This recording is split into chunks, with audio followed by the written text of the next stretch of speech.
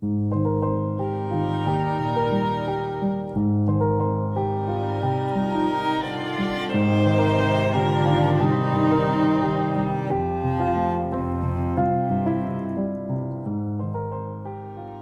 guys, welcome back. Today we'll be doing another painting over my sketches video, and for this one it's gonna be of Amanda Seyfried from the movie Red Riding Hood.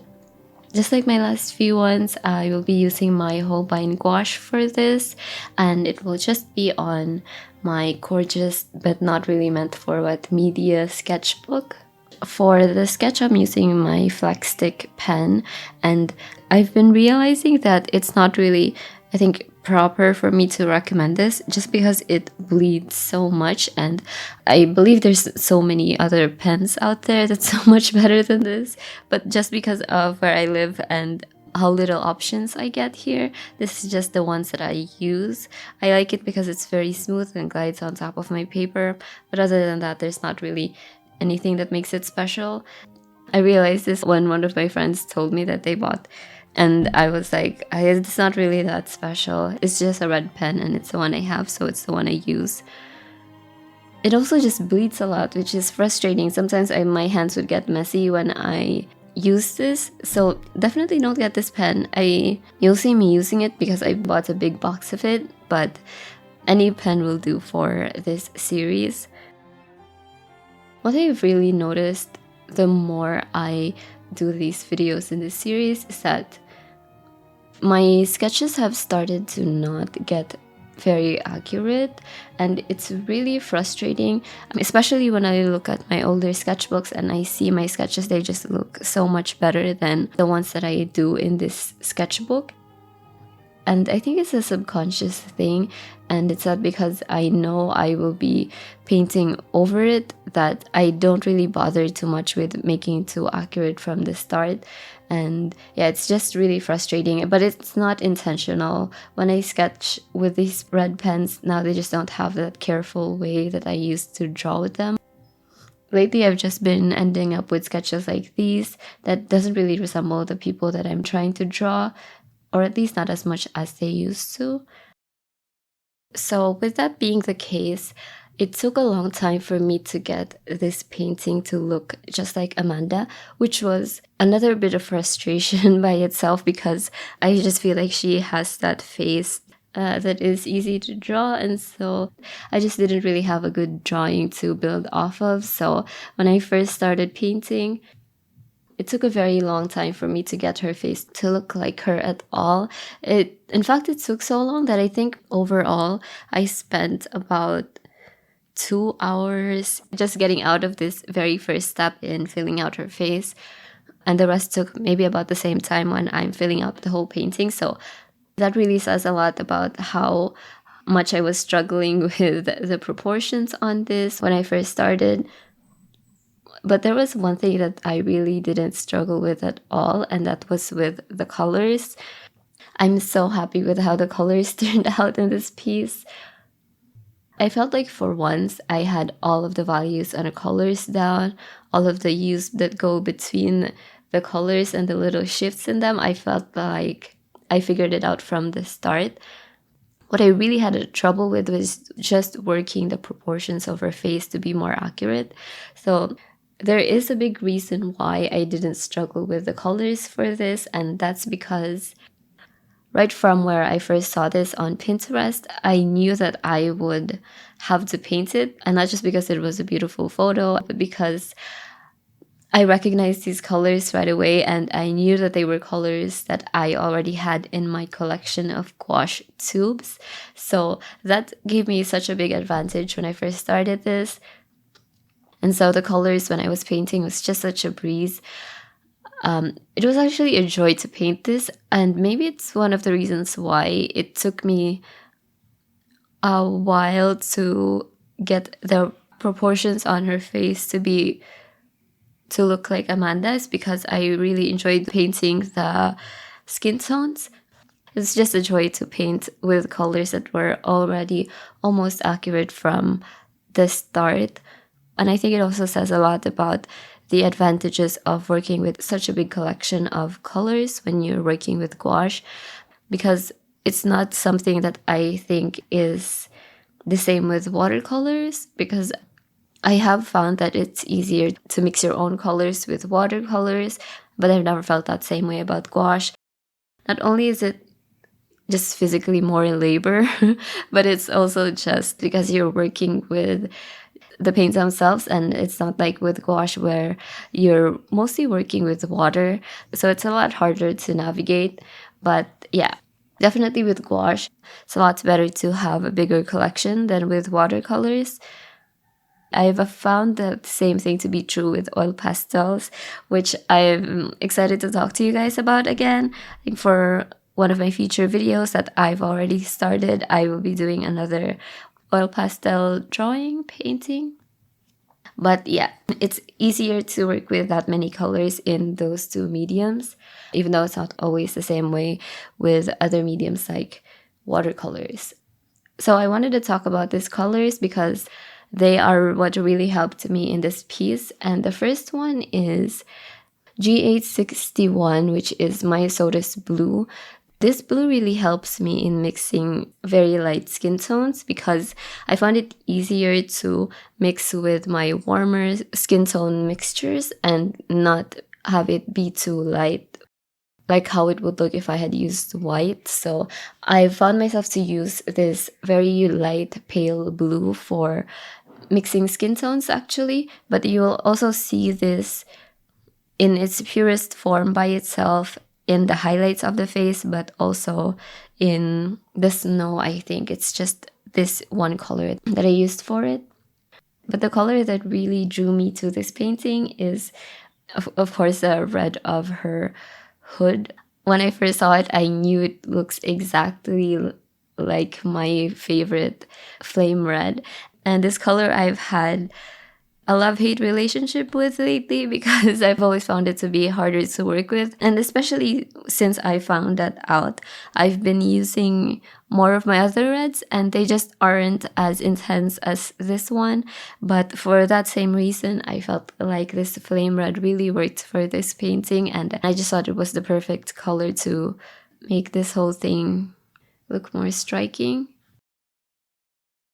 And then another one is G600, which I could see is almost the exact same color as the background, or just the base for the background. I knew it was going to be great. The sepia color almost didn't require any mixing at all. It's just by its own for most of the background, except maybe for the darker parts where I used a little bit of Prussian blue.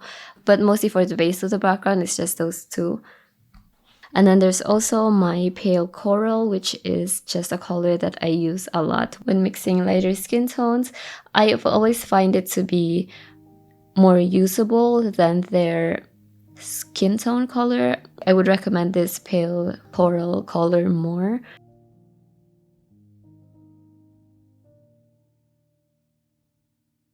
So I had so much fun painting most of this that I had to leave out most of her face just so I can paint over everything else. And I really think it was just because I was so anxious to paint her. And especially that red cape, I wanted to see what it would look like with the rest of the painting. And right next to the background, I couldn't wait to see it pop, and it did. And it almost looks like it's glowing. This flame red really is just so beautiful. So after that, and when I had everything down, was when I decided to go back to work on her face again. And this time it required a lot of tweaking. They don't look like I'm doing too much, but there's so many of these minor little tweaks that I had to do. And sometimes I would even go back and forth towards the rest of the painting and her face, just so I can really get it to look like Amanda. And in the end, I think that I did eventually get it to look like her, and I'm so happy about that. But unlike my other paintings, this is one of the few that the face took so long to finally get done. But still, it made me really happy when it finally did.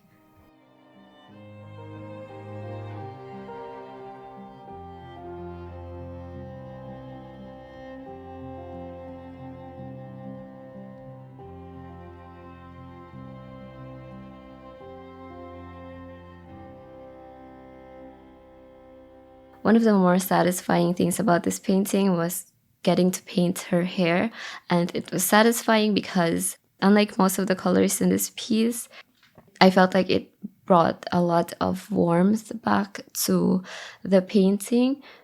There are some splashes of warmth that I added to the background, like next to the snow, I would add in a little bit of my orangey browns just so there's more dimension to the background. But it really felt like once I started painting the hair, that it just made the colors make more sense. Oh, it was also just really satisfying to paint in those really loose waves of her hair over top of the colors that I already had. There's a lot of mixing going on in between them, so I'm not just using 2 or 3 colors to paint her whole hair. There's at least maybe 6 to 10 variations of the same colors that I was mixing just to add dimension to her hair. I don't think it looks like there's that many colors, but there really are, even though there weren't any setbacks in painting her hair.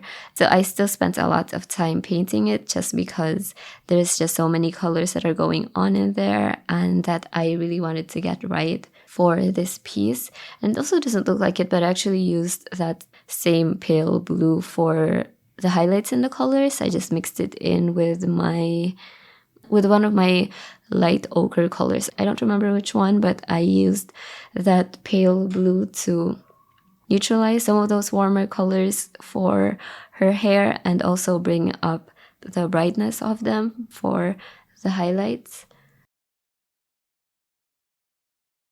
So I want to also talk a little bit about the movie. To be completely honest, I don't remember that much about it. I think I've maybe only seen it once, and that was back when we still had cable, so probably more than 10 years ago.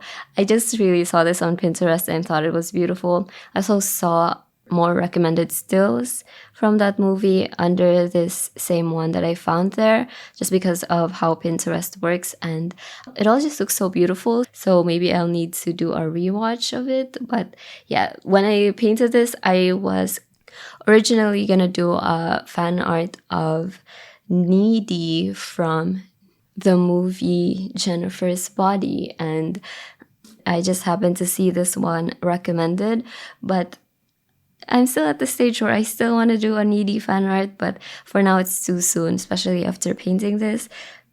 So that's gonna have to be in my future references folder. But yeah, maybe anticipate seeing that soon. I've already started my Witcher fan art, and it will be of Yennefer. My Pinterest is just glorious right now, seeing her being recommended to me so much just because I've been looking at her face for so long. I tried watching the series on Netflix, but I got really annoyed when I realized that I couldn't take screenshots. So again, I had to resort to Pinterest for them to recommend some stills for me, but I believe I did get to find one that I really like, and I'm really excited to paint that. So make sure to watch out for that one. I think it's going to be really fun. So once I had a place for everything and her face I got mostly down, it was then time to just sit back and actually enjoy the process. I think I've been enjoying it most of the time, but around this time it is where it feels like I enjoyed it the most. I almost didn't want it to end, and I kept coming back to it just so I could add more on top and just so I could physically paint more.